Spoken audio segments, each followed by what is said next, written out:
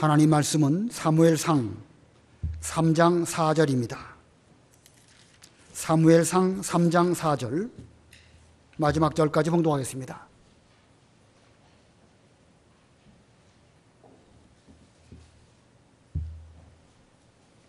사무엘상 3장 4절 마지막 절까지 봉독하겠습니다. 여호와께서 사무엘을 부르심으로 그가 말하기를 제가 여기 있습니다 하고 엘리에게 달려가 말하기를 제사장께서 저를 부르셔서 제가 여기 왔습니다 하니 엘리가 말하기를 내가 부르지 않았으니 돌아가 누워라 하였으므로 사무엘이 가서 누웠다. 여호와께서 사무엘을 다시 부르심으로 사무엘이 일어나 엘리에게 가서 말하기를 제사장께서 부르셔서 제가 왔습니다 하니 엘리가 말하기를 내 아들아 내가 부르지 않았으니 돌아가 누워라 하였다. 그때는 사무엘이 아직 여호와를 알지 못했고 여호와의 말씀도 그에게 아직 나타나기 전이었다. 여호와께서 다시 세 번째 사무엘을 부르심으로 그가 일어나 엘리에게 가서 말하기를 제사장께서 부르셔서 제가 왔습니다 하니 엘리가 여호와께서 그 소년을 부르고 계심을 깨닫고 사무엘에게 말하기를 가서 누워라. 만일 그분께서 너를 부르시거든 여호와시여 말씀하소서 주님의 종이 듣고 있습니다 라고 말하여라 하므로 사무엘이 가서 자기 자리에 누웠다. 그 후 여호와께서 오셔서 서시고 사무엘아 사무엘아 하고 부르심으로 사무엘이 대답하기를 말씀하소서 주님의 종이 듣고 있습니다 하니 여호와께서 사무엘에게 말씀하셨다.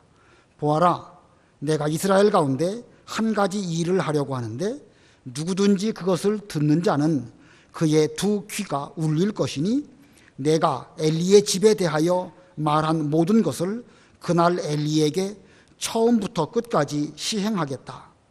그가 아는 죄악 때문에 그의 집을 영원히 심판하겠다고 내가 그에게 선포했으니 이는 그의 아들들이 스스로 저주받을 짓을 했으나 그가 책망하지 않았기 때문이다. 그러므로 내가 엘리의 집에 맹세하니 엘리의 집의 죄악은 재물이나 예물로도 영원히 속죄받지 못할 것이다. 15절 사무엘이 아침까지 누워있다가 여호와의 집 문을 열었으나 그 환상을 엘리에게 보고하기를 두려워하였다. 엘리가 사무엘을 불러 말하기를 내 아들 사무엘아 하니 그가 대답하기를 제가 여기 있습니다 라고 하였다. 엘리가 말하기를 여호와께서 내게 말씀하신 그 말씀이 무엇이냐? 내게 숨기지 마라. 만일 여호와께서 너에게 말씀하신 모든 것 가운데 어느 것이라도 나에게 숨긴다면 하나님께서 내게 벌을 내리시고 또 내리시기를 바란다 하였다. 사무엘이 그에게 모든 말을 다 하고 아무것도 그에게 숨기지 않으니 엘리가 말하기를 그분은 여호와시니 그분의 보시기에 선한 대로 행하실 것이다 라고 하였다. 사무엘이 성장해 갔으며 여호와께서 그와 함께 하셔서 그의 모든 말 중 하나라도 땅에 떨어지지 않게 하셨으니 단에서부터 부엘세바까지 온 이스라엘이 사무엘은 여호와의 선지자로 세우심 받은 것을 알게 되었다. 여호와께서 실로에 다시 나타나셨는데 여호와께서 실로에서 여호와의 말씀으로 사무엘에게 자신을 나타내셨다. 거기까지 봉독합니다. 지난 시간 말씀의 제목과 같이 오늘의 말씀의 제목도 선지자 여호와의 선지자 사무엘, 여호와의 선지자 사무엘입니다. 이 3장 전체의 말씀의 흐름은 소년 사무엘이 점점 성장해서 나중에는 이스라엘 전체의 선지자 사무엘이 된 것을 기록하고 있습니다. 이렇게 3장 1절에도 소년 사무엘이라는 말씀을 하였는데 이제 그 20장 가면 이스라엘이 사무엘은 여호와의 선지자로 세우심 받은 것을 알게 되었다. 이렇게 말씀하고 있습니다. 그러므로 3장 전체의 말씀의 요지는 소년 사무엘이 점점 성장함으로써 마지막에는 전 이스라엘 모든 백성들이 인정하는 그런 선지자 사무엘이 되었고 하나님께서는 그에게 말씀 주신 것을 기록하고 있습니다. 자, 그런데 그 도중에 10절부터 14절 사이에는 앞으로 엘리 집안에 어떤 일이 있을 것임을 하나님께서 사무엘에게 계시로 알려주시는 내용도 그 가운데 들어 있습니다. 아무튼 전체적인 문맥으로는 소년 사무엘이 선지자 사무엘로 성장해 나아가는 과정을 기록하고 있고, 그러한 가운데에서 사무엘이 소년 때에 하나님께 계시받은 내용을 또 본문에서 기록하고 있습니다. 우리가 지난 시간에는 첫 번째 대지만 말씀드렸죠. 말씀이 희귀한 때에도 거룩한 생활을 했다. 말씀이 희귀한 그때 사무엘은 여호와의 성전에서 여호와 앞에서 살아면서 거룩한 생활을 했다 하는 것을 지난 시간에 배웠습니다. 그 시대에 대제사장 엘리 뿐만 아니라 그의 두 아들 홈니와 비느하스, 여러 가지로 혼탁한 그런 시대였습니다. 사사시대의 말기이기도 하거니와 심지어 홈니와 비느하스는 수없이 많은 죄를 저지르는 가운데 있었고, 거기에 더해서 대제사장 엘리는 눈이 어두운 가운데 있었다. 여기 눈이 어두워지기 시작했다. 이 말은 그 당시에 이스라엘의 사사인 엘리가 영적으로도 어두워졌고 육신적으로도 제대로 분별하지 못하는 이런 가운데 있었기 때문에 하나님의 말씀의 통로인 사사 엘리를 통해서 말씀도 잘 안 주셨고 환상도 주시지 아니하였던 이런 때였다는 것을 말씀하였습니다. 그러나 아무리 어두운 시대라 할지라도 하나님께서는 그 시대에 남은 자를 남겨두시고, 아무리 캄캄한 시대라 할지라도 하나님의 구원 역사는 결코 중단되는 법이 없습니다. 그러한 때에 하나님께서는 이 남은 자로 택하신 사무엘에게 계시를 주셨고, 그가 점점 성장하여 선지자의 일을 할 수 있도록 그를 택하셨습니다.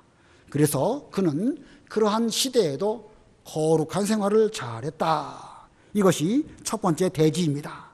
자, 이 두 번째와 세 번째 대지를 또 말씀을 드려야 하는데, 두 번째, 세 번째 대지를 말씀드리기 전에 먼저 이 사무엘이 소년이었을 때에 하나님께서 그에게 주신 계시의 그 내용이 무엇인가, 그것부터 먼저 살펴보려고 합니다. 계시의 내용은 한마디로 말하면 엘리 집안의 몰락입니다.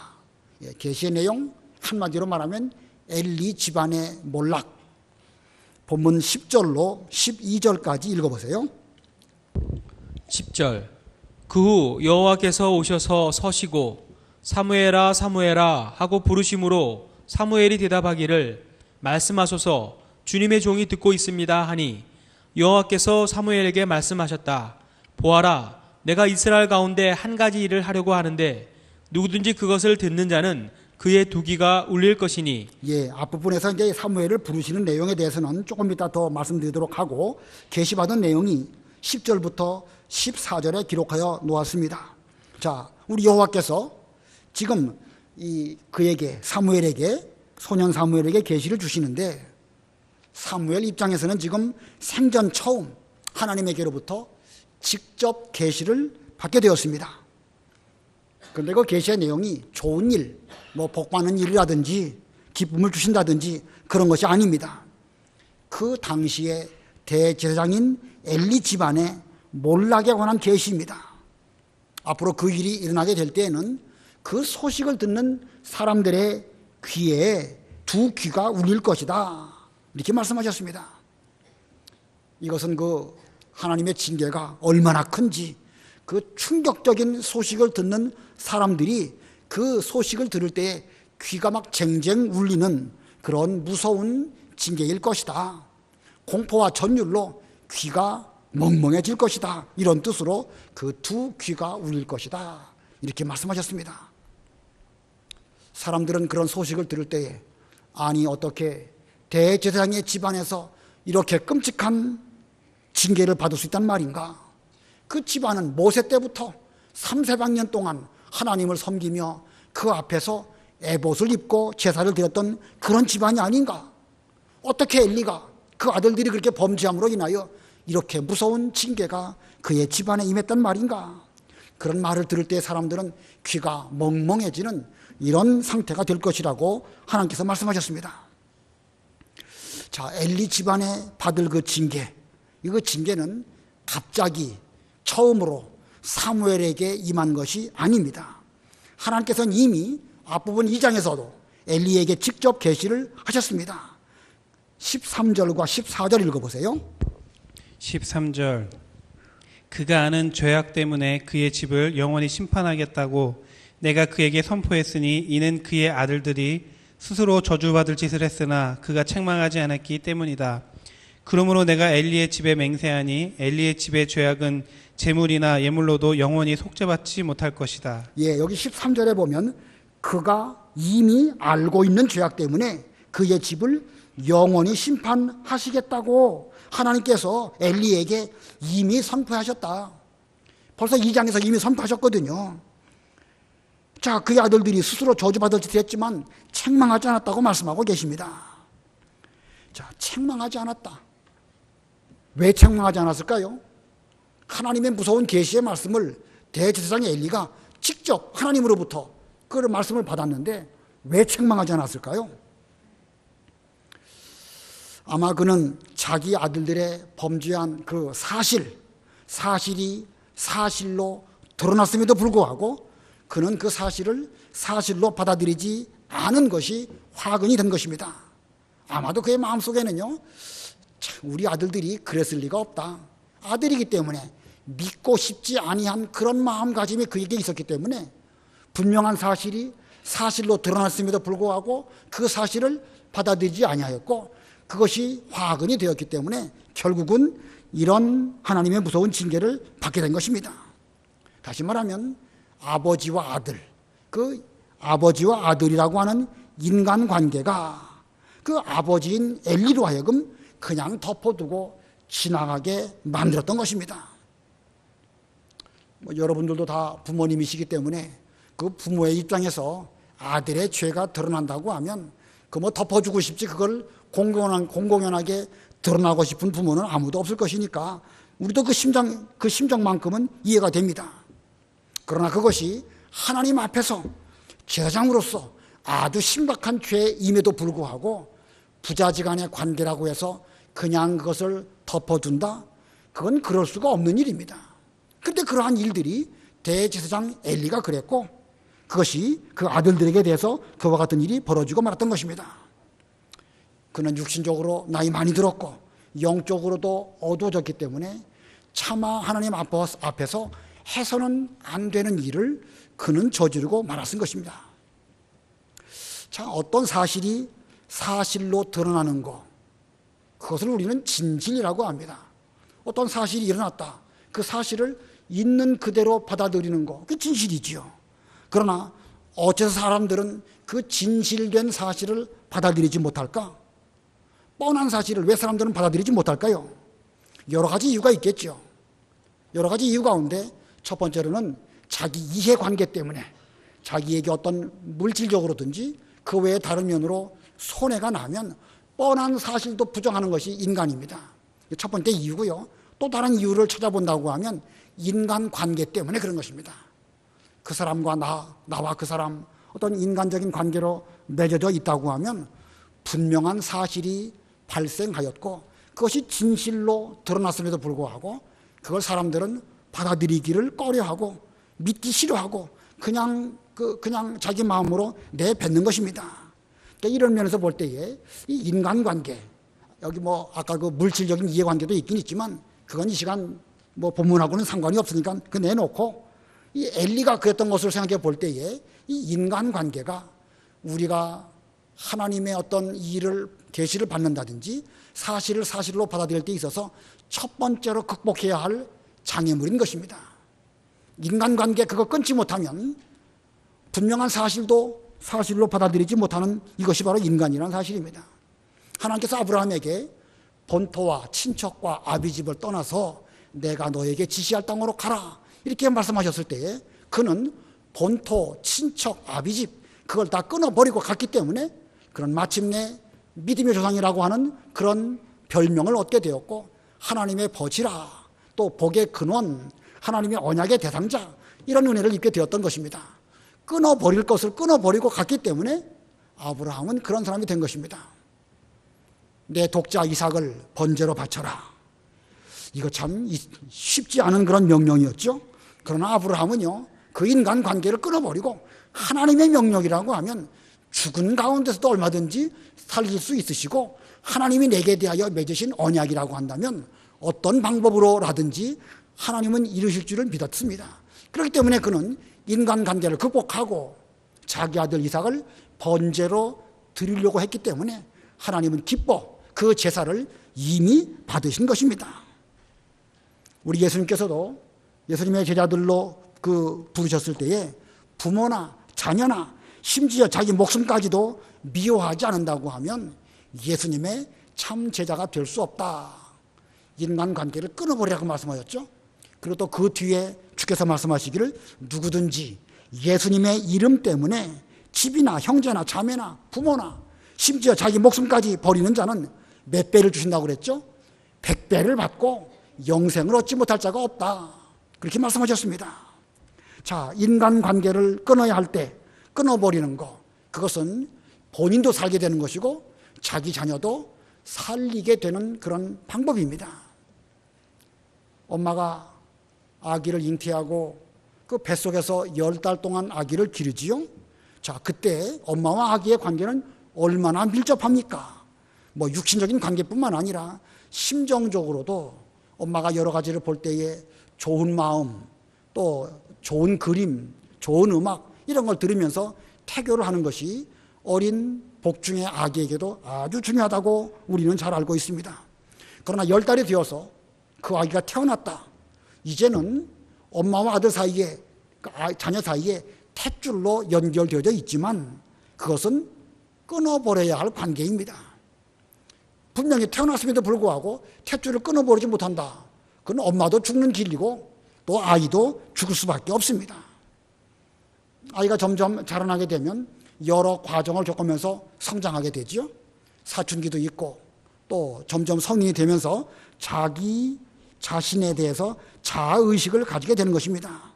자, 이 신앙적으로도 점점 커가게 되면 자기 스스로 자기 믿음을 하나님 앞에서 갖게 하도록 그렇게 하기 위해서는요, 끊어버릴 때에 끊어버릴 수 있어야 되는 것입니다. 그래야 그 스스로 독립한 그런 신앙 인격으로 그 자녀가 잘 성장하게 되는 것이지요. 오늘 본문에 나와 있는 사무엘이라고 하는 인물, 바로 그런 인물입니다. 자, 지금 소년 사무엘, 선지자 사무엘로 성장하고 있는데 그 엄마 한나는 그 아기에게 대해서 자기가 하나님과 맺은 그 서원을 지키기 위해서 그 인간관계를 끊어버리고 여호와께 드려서 성전에서 나실인으로 살게 하였습니다. 인간관계를 끊어버리고 그 아들을 하나님께 드렸죠. 그랬더니 그 사무엘이 100배나 더 좋은 그런 아들이 되지 않았습니까? 이건 그 한나가 끊어버렸기 때문에 이게 가능한 것입니다. 그러나 엘리는 끊어버릴 것을 끊어버리지 못했기 때문에 자녀들의 죄에 대해서 분명한 사실로 드러났음에도 불구하고 이게 믿어지지 않는 거예요. 믿어지지 않고 그냥 좋게 넘어가다 보니까 하나님의 심판이 있게 되었고, 하나님의 심판이 있을 때에도 결국 끊어버리지 못했기 때문에 무서운 징계가 그의 집안에 임하게 되었습니다. 우리 모두는 세상 살아가면서 여러 종류의 인간관계를 맺어가면서 살아가는 이런 사회적인 그런 존재입니다. 그러나 이 인간관계가 하나님의 계명을 지킨다든지 혹은 죄 문제에 있어서 먼저 되어서는 안 됩니다. 끊어버릴 때에 우리의 눈이 환하게 밝아지게 되는 것이고, 끊어버릴 때에 우리는 하나님 아버지 앞에서 올바른 분별력을 가지고 하나님 말씀을 제대로 이해할 수 있게 되는 것이고, 그 말씀을 들었을 때 그 계시대로 즉시 어떤 회개를 한다든지 이렇게 가능하게 되는 것입니다. 자, 우리도 어떤 인간적인 관계, 그거 이전에 하나님 앞에서 자신을 돌아보고 죄를 먼저 심각하게 생각해 볼 수 있는 이런 우리들이 될 때에 우리 자신도 살 길이 열려지는 것이고, 또 우리 자녀들에게 대해서나 다른 사람에게 대해서도 살 수 있게 되어지는 것입니다. 그러나 만약에 그렇지 않다, 그냥 그대로 넘어간다, 그러면 엘리처럼 되든지 홈리와 비누아스와 같은 이런 관계가 될 수밖에 없습니다. 자, 그래서 이 계시의 내용은 엘리 집안의 몰락입니다.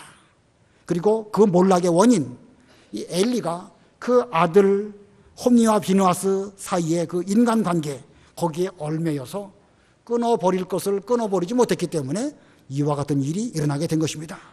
자, 그 계시의 내용은 이런 정도로 하고 그 다음, 자, 이 소년 사무엘이 어떤 과정을 통해서 선지자로 성장했는가? 지난 시간에 말씀드린 첫 번째는 말씀이 희귀한 때에도 거룩한 생활을 했다. 예, 말씀이 희귀한 때에도 거룩한 생활했다. 엘리, 홈니와 비느하스 그들은 이스라엘의 대제사장으로서 있었던 시대, 그들은 얼마나 하나님 아버지 앞에 범죄했는가, 얼마나 그 시대가 어렵습니까? 그러나 환경이 문제가 아닙니다. 시대가 어렵다고 해서 뭐 그 시대 때문에 우리가 하나님 아버지 앞에서 선지자 역할을 못한다든지 올바로 성장하지 못한다든지 그게 아닙니다. 여호와 앞에서 잘하기만 한다고 하면 어떤 환경이든지 극복하고 잘 성장할 수 있습니다. 자, 여호와 앞에서 이것이 중요하고 두 번째 대지는 하나님과 사람 앞에 충성됨입니다. 하나님과 뭐가 좀 잘못됐군요. 예, 하나님과 사람 앞에 충성됨. 예, 제가 말씀드린 걸로 정정하겠습니다. 하나님과 사람 앞에 충성되었다. 이 본문의 사무엘이 얼마나 충성된 생활을 했는가? 본문 4절로 6절 읽어보세요. 4절 여호와께서 사무엘을 부르심으로 그가 말하기를 제가 여기 있습니다 하고 엘리에게 달려가 말하기를 제사장께서 저를 부르셔서 제가 여기 왔습니다 하니 엘리가 말하기를 내가 부르지 않았으니 돌아가 누워라 하였으므로 사무엘이 가서 누웠다. 여호와께서 사무엘을 다시 부르심으로 사무엘이 일어나 엘리에게 가서 말하기를 제사장께서 부르셔서 제가 왔습니다 하니 엘리가 말하기를 내 아들아 내가 부르지 않았으니 돌아가 누워라 하였다. 예, 사사시대 말입니다. 사무엘은 지금 여호와의 궤가 있는 성전에서 이제 누워서 잠이 들었다. 여호와의 성전에서 그는 잠을 잤다. 아마 이것도 중요한 의미를 우리에게 주는 것이 아닐까 생각이 듭니다. 사무엘이 하나님 앞에서 자라나지 아니하고 다른 곳에서 잠들었다. 아마 이런 부르심 입기가 어려웠을 것입니다. 자, 그러나 그는 그 어려운 시대에도 성전을 떠나지 아니하고 여호와의 궤가 모셔져 있는 그 성전에서 잠이 들었을 때에 하나님께서 사무엘을 부르셨습니다. 지금까지 한 번도 하나님의 부르심을 받지 못했던 그 사무엘은 그 부르심이 하나님의 부르심인 것을 몰랐고 제사장 엘리가 자기를 부르는 것으로 생각을 했습니다. 그래서 그는 달려갔다고 그랬죠. 5절에 보면 엘리에게 달려가. 이 달려갔다는 태도를 볼 때에 그가 얼마나 신실하고 충성된 그런 사람인가라는 것을 알 수 있습니다. 하지만 엘리는 사무엘을 부른 적이 없기 때문에 내가 부르지 않았다. 가서 도로 누워라. 이렇게 말했습니다. 그래서 그는 다시 자기 자리로 돌아가서 잠을 청하여 누웠는데 또 자신을 부르는 하나님의 음성을 들었습니다. 하지만 그때도 사무엘은 그 부르심이 하나님의 부르심인 줄을 알지 못하니까 다시 또 엘리에게 달려갔습니다. 그랬더니 내 아들아 내가 너를 부르지 않았다. 다시 가서 누워라. 그 엘리가 그렇게 말했습니다. 그 뒤에 7절로 9절 읽어보세요. 7절 그때는 사무엘이 아직 여호와를 알지 못했고 여호와의 말씀도 그에게 아직 나타나기 전이었다. 여호와께서 다시 세 번째 사무엘을 부르심으로 그가 일어나 엘리에게 가서 말하기를 제사장께서 부르셔서 제가 왔습니다 하니 엘리가 여호와께서 그 소년을 부르고 계심을 깨닫고 사무엘에게 말하기를 가서 누워라. 만일 그분께서 너를 부르시거든 여호와시여 말씀하소서 주의 종이 듣고 있습니다 라고 말하여라. 함으로 사무엘이 가서 자기 자리에 누웠다. 예, 이 세 번째 하나님께서 부르시는 그 음성을 듣고 사무엘은 또 엘리에게 갔습니다. 자, 여기서 우리는 이 사무엘이라는 사람의 그 신실함, 충성됨, 얼마나 신실하고 충성된가 하는 것을 알 수가 있죠. 사무엘은 지금 수년째 성전에서 생활하고 있습니다. 대략 몇 년쯤 성전 생활을 했을까요? 젖대고 소년으로 계속 성장하면서 선지자가 될 때까지 그는 성전에서 생활하고 있습니다. 몇 년이나 되었을까요? 거의 10년 가까이, 10년 될지 정확하게 알 수는 없지만 아무쪼록 한 대략 10년 가까이 그는 성전에서 생활하고 있었습니다. 성전 생활을 했던 사무엘, 그는 대제사장 엘리가 어떤 사람인지, 또 제사장으로 일하고 있는 홈니와 비느하스가 어떤 인물인지 아마 그 당시 전 이스라엘 모든 사람 가운데에서 사무엘만큼 잘 아는 사람이 없었을 것입니다. 사무엘 입장에서는요, 대제사장 엘리가 어떤 사람인지 아는 만큼 인간적으로 생각해 볼 때에 못마땅하게 여길 수도 있겠죠. 무슨 대제사장이 저렇게 흐리멍텅해 갖고 죄도 하나 다스리지 못하는가.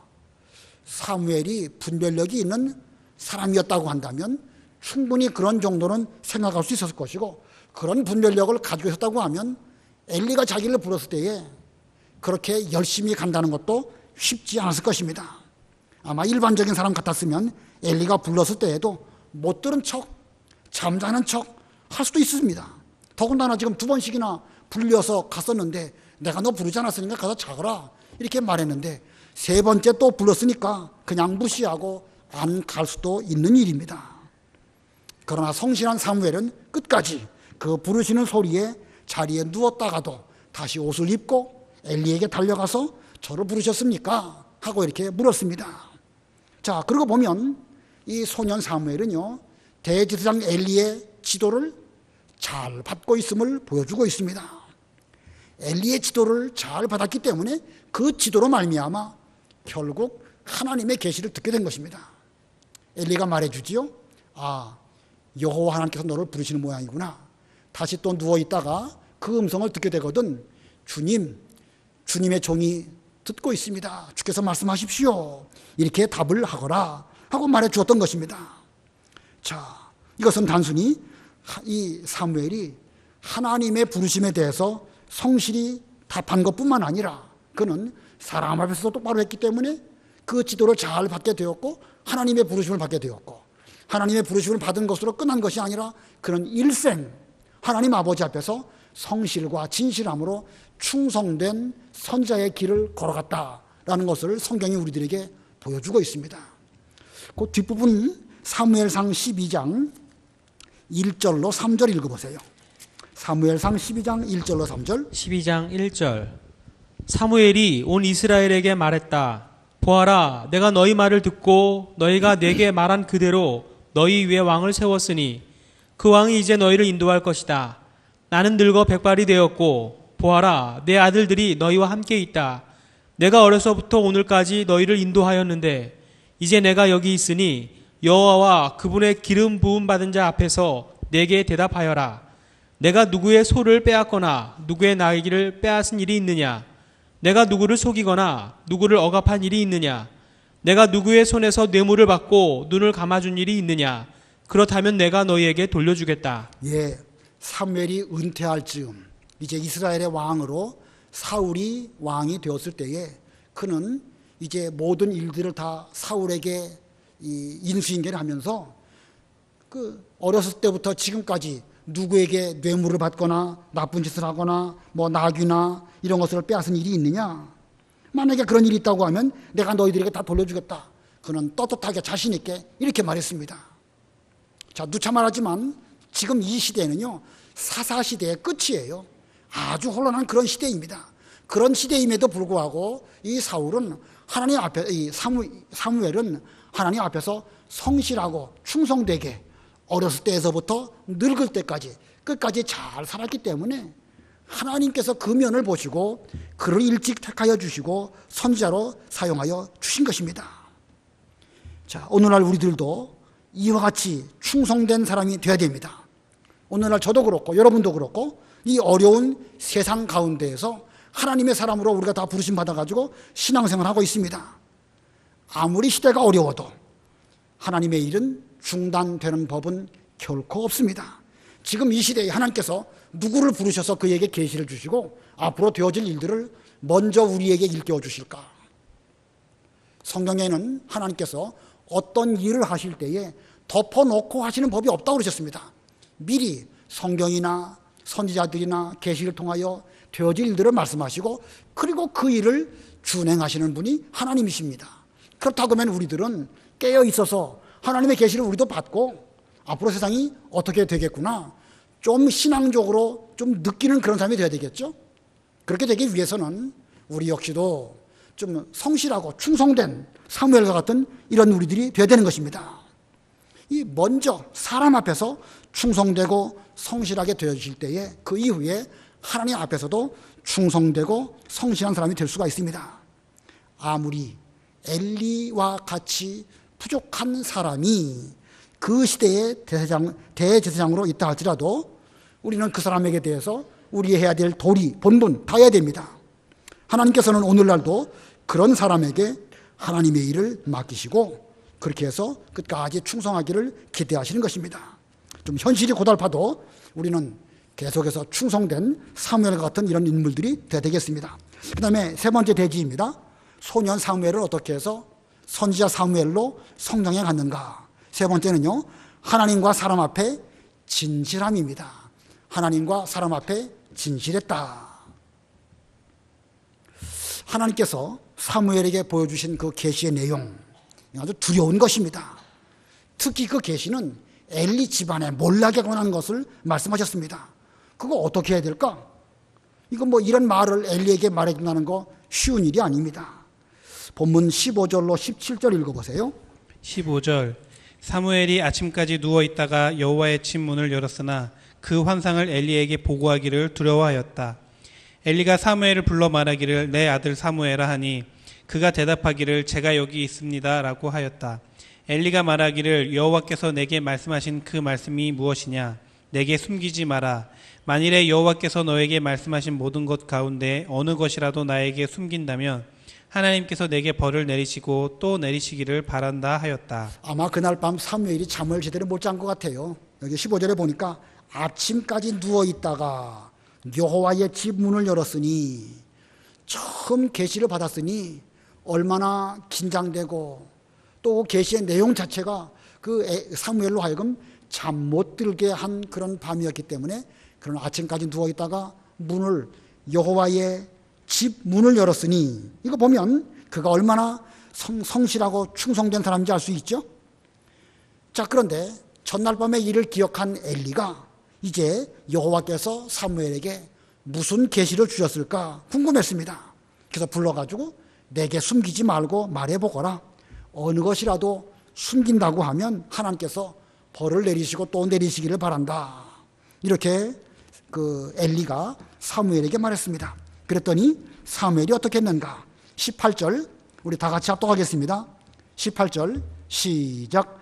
사무엘이 그에게 모든 말을 다하고 아무것도 그에게 숨기지 않으니 엘리가 말하기를 그분은 여호와이시니 그분의 보시기에 선한 대로 행하실 것이다 라고 하였다. 사무엘은 엘리에게 모든 말을 다하고 아무것도 엘리에게 숨기지 않으니, 이것이 선지자의 바람직한 태도입니다. 계시는 하나님으로부터 직접 받은 것입니다.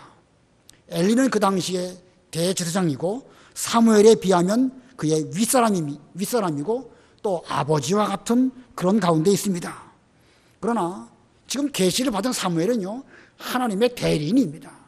하나님의 대리인으로서 엘리가 듣기 싫어하는 그런 엘리 집안의 몰락에 관한 말을 해야 할 때에 이 사무엘은 사람 눈치 보지 아니하고 또 듣기 좋은 말로 바꾸지 아니하고 있는 그대로 말했습니다. 선지자가 갖추어야 할 아주 중요한 그 자질 가운데 한 가지는 바로 이와 같은 진실입니다. 이 사무엘, 엘리 앞에서 진실한 사람이었기 때문에 그는 그 이후에도 사울 왕 앞에서도 진실하게 모든 것을 있는 그대로 사람 두려워하지 아니하고 때로는 책망하고 때로는 사울을 바로 인도하려고 노력했던 그런 인물이 됐던 것입니다.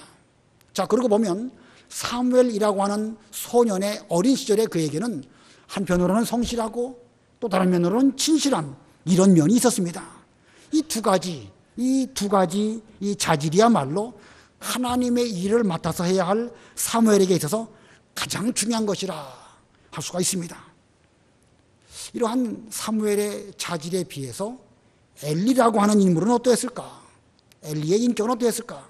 그 18절 하반절에 보면은요, 그분은 여호와이시니 그분의 보시기에 선한 대로 행하실 것이다. 예, 그분은 여호와시니 그분 보시기에 선한 대로 행하실 것이다. 자, 지금 이 엘리가 소년 사무엘을 통하여 하나님의 계시를 받고 그 계시를 받아 전해 들었습니다. 그리고 말합니다. 그분은 여호와시니 그분 보시기에 선한 대로 행하실 것이다. 지금 이 엘리의 하는 말이 그 잘하는 말일까요? 잘못한 것일까요?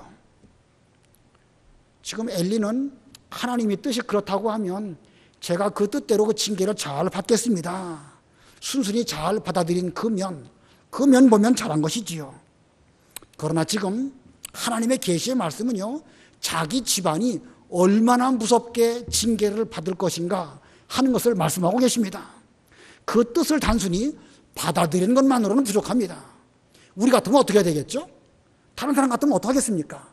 옷을 찢고 회개하면서 제 위에 앉아가지고 한 번만 용서해 주신다고 하면 다시는 이런 죄 짓지 않도록 하겠습니다. 하나님께서 그렇게 작정하셨다 하실지라도 회개한다고 하면 용서해 주신다고 하시지 않았습니까? 분명 올바른 정신의 사람이라고 하면 그 말씀을 붙잡고 울고불고 하나님께 용서를 구해야 그게 마땅한 것입니다. 하지만 엘리는 그럴 뜻도 없고 저럴 뜻도 없고 그냥 하나님께서 때리신다면 저는 그냥 맞는 것이 제 도리일 뿐입니다. 별 수 있나요? 때리시면 맞아야지. 지금 이런 태도라는 거예요. 자, 그의 인격은요, 아들이 잘못해도 그냥 놓아두는 것이고 하나님께서 책망하시는 징계에 대해서 이렇게 그 말씀을 받았을 때에도 죄에 대해서도 우유부단한 이런 엘리인 것입니다. 자, 이게 아들에 대해서도 우유부단하고 죄에 대해서도 우유부단하고 그러다 보니까 하나님께 대해서까지도 우유부단하고 때리시면 맞아야지 별 수 있나요? 그냥 그대로 받아들이겠습니다. 이게 지금 엘리에게 있어 가장 큰 문제인 것입니다. 거기에 비하면 사무엘은 성실과 진실, 아까 말씀드린 것처럼 사무엘은 성실과 진실이라고 그랬죠. 자, 이 하나님께서 이 사무엘을 부르셨을 때 사무엘은 3번이든지 4번이든지 10번이든지 부르시는 대로 간 겁니다. 이게 엘리는 가도 되고 안 가도 되고 나 부르지 않았는데 왜 왔느냐 이렇게 말하는 것이 뭐 어느 면에서는 사람은 좋은지도 모르겠습니다. 사람은 좋은지 모르겠지만 하나님 앞에서 그는 끝까지 성실하고 끝까지 진실한 그런 면에는 부족한 거예요. 하나님의 계시를 받았을 때 사무엘은 엘리와 같은 손위 어른에게도 분명하게 진실하게 있는 그대로를 전한 그런 사람이었습니다. 그러나 엘리는 해줄 수 있으면 해주고 적당히 넘어가도 되면 적당히 넘어가고 이런 그 태도였습니다. 이건 진실한 게 아닙니다. 올바른 태도라고 말할 수 없습니다. 그 당시에 대제사장으로서 옳고 그런 것을 분명하게 가르쳐주고 백성들에게 일깨워줘야 할 그런 엘리 자신부터가 흐리멍텅한 가운데 있었으니까 말씀도 희귀하고 하나님의 환상도 좀처럼 보이지 않는 그런 시대가 되고 말았던 것입니다. 그러나 거기에 비하면 사무엘은 성실할 때 10번, 100번 성실했고 끝까지 진실해야 될 때는 끝까지 진실했기 때문에 하나님께서는 그와 같은 사무엘을 붙잡으시고 그 어려운 시대에 하나님의 뜻을 잘 이루어가시는 그런 길을 걸어가게 된 것입니다. 자, 그래서 사무엘은 그 뒤에 어떤 사람이 되었는가? 본문 19절로 21절 우리 다 같이 합독하겠습니다. 19절로 21절 의미를 생각하시면서 시작. 사무엘이 성장에 갔으며 여호와께서 그와 함께 하셔서 그의 모든 말 중 하나라도 땅에 떨어지지 않게 하셨으니 단에서부터 부엘세바까지 온 이스라엘이 사무엘은 여호와의 선지자로 세우심 받은 것을 알게 되었다. 여호와께서 실로에 다시 나타나셨는데 여호와께서 실로에서 여호와의 말씀으로 사무엘에게 자신을 나타내셨다. 이렇게 사무엘은 어린 시절부터 성실하고 친실한 가운데서 점점 성장해 갔습니다. 그러다 보니까 그의 말은 모든 사람이 들을 때에 무게 있는 말씀으로 들렸습니다. 그래서 하나님의 계시를 받아가지고 말해줄 때마다 한 말씀도 땅에 그냥 떨어지지 아니하고 모든 백성들이 그 말씀을 어미하신 하나님의 말씀으로 받아들였고 순종했고 그렇게 해서 백성들은 사무엘을 존경하는 가운데에서 이 사람이야말로 단에서부터 부엘세바까지 이스라엘에게 하나님께서 세우신 선지자다라고 인정을 받았던 것입니다. 그리고 하나님께서는 실로에서 그에게 다시 나타나셨고 여호와의 말씀으로 사무엘에게 자신의 뜻을 잘 계시해 주시는 이런 그 시대의 선지자가 된 것입니다. 자, 그리고 보면 이 사무엘은 하나님에게도 인정받았고 또 사람에게도 인정받는 이런 귀한 선지자가 되었던 것입니다. 오늘날 우리 모두들도 다 어렵고 힘든 이런 가운데 있는데 우리는 이러한 때에 먼저는요, 그 계시의 내용과 같이 인간 관계 때문에 하나님의 일을 못하는 이런 어리석은 자가 되지 말고 먼저 하나님과 사람 앞에서 아무리 어려운 시대를 할지라도 거룩한 생활을 하는 가운데에서 두 번째로는 성실한 사람이 되어야 되겠고 세 번째는 하나님과 사람 앞에서 진실한 그런 우리 모두들 다 되시기를 바랍니다. 말씀을 생각하시고 잠깐 동안 기도하시기 바랍니다.